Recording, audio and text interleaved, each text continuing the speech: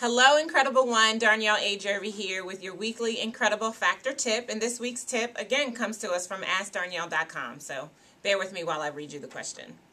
How do you handle people that purchase your products and services and then don't do anything with the information that they receive? I have some go-getters and some who are slow-moving because of being overwhelmed and not being ready to put in the work. The slow movers frustrate me when I check in on them and there hasn't been a change in the way that they're doing things. I know that people sell me things all the time that I don't use, i.e. my treadmill in my basement and other gadgets and doodads. Am I too attached?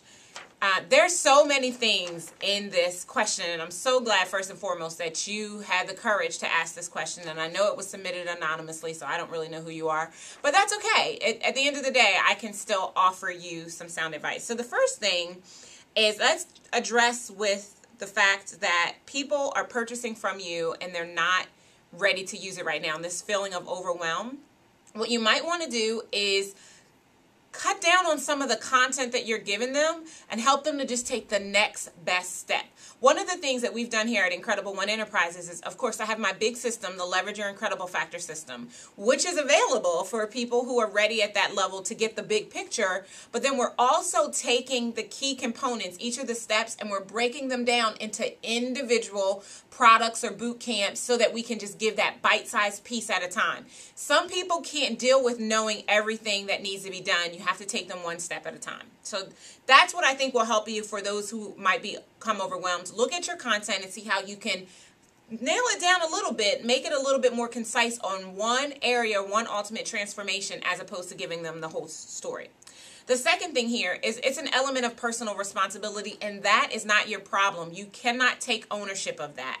I want you to remember that you can lead the horse to the water, but you cannot make them drink. So it's quite possible that the people who are being led to the water because your marketing and the products and services that you're offering are that awesome are just not yet ready to drink, and that's not your fault. I applaud you for taking the time to follow up with them and doing your due diligence to let them know that you're there to assist them. That's really all that you can do, unless you want to start to become a courageous coach and actually call them on their stuff. Now, I recognize that this takes courage.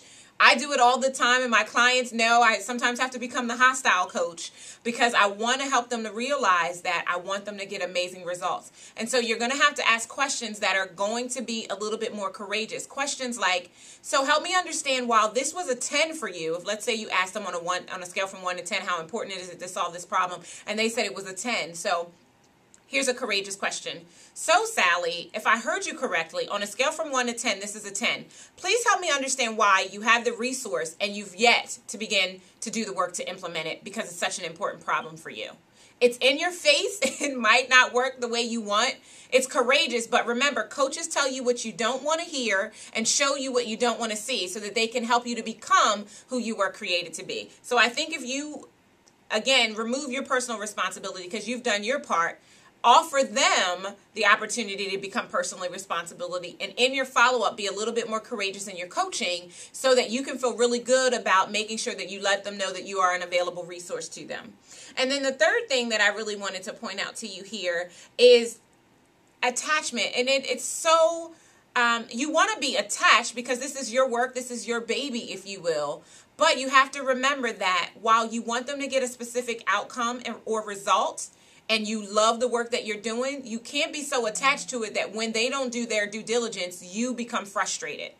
Remember the hierarchy of feelings. You want to spend as much time in the green with gratitude, appreciation, love, and a trust, and as little time as possible in frustration, doubt, worry, despair, and ultimately fear. So hopefully this helps you. If you have additional questions that come up about how you can become a more courageous coach, submit another question to AskDarnyelle.com. For those of you who are listening this week, here's the tip I want you to take away. Find a way to take your amazing content and whittle it down into bite-sized pieces so that one step at a time you can give them the next step that will lead them to the ultimate transformation. This has been Darnyelle Jervey with your weekly Incredible Factor tip. If you have a question that you'd love to have me answer, go to www.askdarnyelle.com. Take care, you guys, and happy Thanksgiving. Love ya. Bye-bye.